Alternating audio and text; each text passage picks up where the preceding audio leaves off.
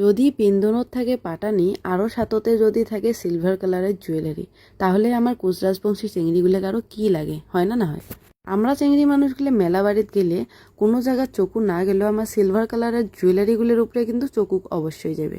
আজির এই মুই সেট খেন আর সাথতে চুড়িগুলো আনছং মুই মেলা বাড়ির থাকিয়ে। তো পাটানির সাথে পিন্দির জন্য ভাবি নিসং, যদিও তাও একটা মনত ভয় লাগছিল কেমন বা দেখা যায় পিন্দিলে, গালাত মানায় বা না মানায়।